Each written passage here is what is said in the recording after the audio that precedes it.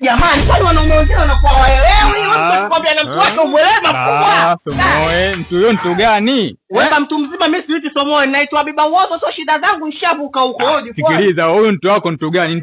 Mtu wako wewe bwege tu, huyo mpumbavu tu, mjinga mmoja. Huyo mtu wako wenyewe utakuta mtu wenyewe na sura kama vinama hata. Yaani mtu wako wewe anitishi lolote mimi. Mazito. Kipigani hicho kinachosababisha wewe unishawishi mimi niingie kwenye penzi lako. Uone soga za kimachinga hizo. Soga za likongo hizo. Kwanza koma usinizoee, usije ukaniharibia uhusiano wangu. Nina mtu wangu ananipenda mpaka amepitiliza. Wewe mtu wako bwege tu huyo. Azizi. Nani?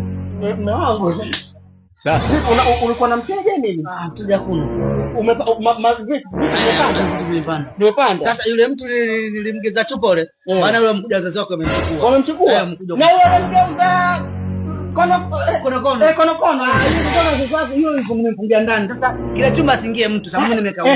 Yule mwanaume unambadilisha jinsia. Yule yake yule kike. Kashaolewa. Yule kashaolewa sasa hivi. Kumbe akapiga mchele huko kwa.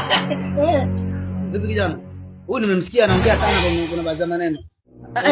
Endelea baba. Nilikwambia nina mtu mwenyewe kimtu chenyewe ndio hiki hapa. Alikwambiaje huyu?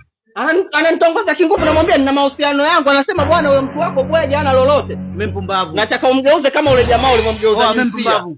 Hapana. Tena kaa naye au awe mke mwenzangu huyu. Yaani mimi nilikuwa wewe sio mpumbavu. Yaani waoni wantau wapumbavu kweli. Yaani wananitongoza mkeo. Sio kweli. Sikiliza sasa. Mimi sikada yangu songeji sana. Sasa unachukua ndevu zangu za nini?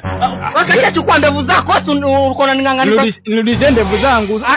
Ukiendelea atakuchomona za huko ule. Wewe haya.